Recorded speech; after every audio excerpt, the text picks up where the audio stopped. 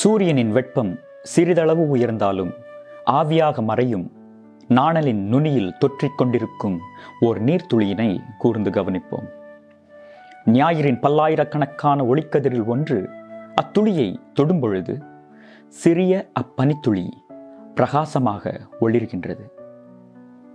நாம் அதனை கூர்ந்து உற்று நோக்கினால் நம் கவனத்தை ஈர்ப்பது அத்துளி அல்ல, மாறாக அத்துளி பிரதிபலிக்கின்ற உலகம் நம்மை ஈர்க்கின்றது. முன்பு தோன்றியதைப் போல இருப்பதில்லை. அத்துளி இப்பொழுது முழுமையான ஆழ்ந்த உயிரோட்டமான நிலையை அடைகின்றது. சில மனிதர்களும் அவ்வாறே இவ்வுலக தரத்தின் அடிப்படையில் குறைந்த தரமுள்ளவர்களாகவும் கண்களுக்கு புலப்படாதவர்களாகவும் உலகத்தின் வெப்பத்தில் மாழ்ந்து போகின்றவர்களாகவும் உணரப்படுகின்றனர். இருப்பினும் அவர்கள் அமைதியாகவும் சக்தியற்றவர் போலும் ஒரு மனிதனுக்கு உகந்த செயல்கள் எவையோ அதனை செய்தபடி ஞானத்தின் ஒளியை பிரதிபலிக்கின்றனர்.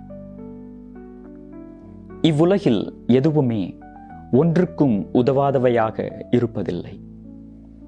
ஒன்றுக்கும் உதவாதது கூட ஏதோ ஒரு வகையில் உதவத்தானே செய்கின்றது.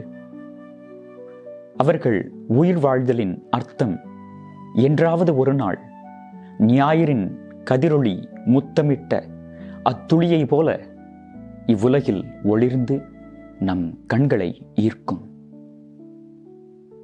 அம்மாமனிதர்களை ஆராய்ந்து உற்று நோக்கும் பொழுது அவர்கள் வாழ்வின் உயிரின் ஆழத்தில் மனித குலத்தின் மர்மத்தை தங்களுள்ளில் கொண்டிருப்பதை நம்மால் அறிந்து தெளிய இயலும்.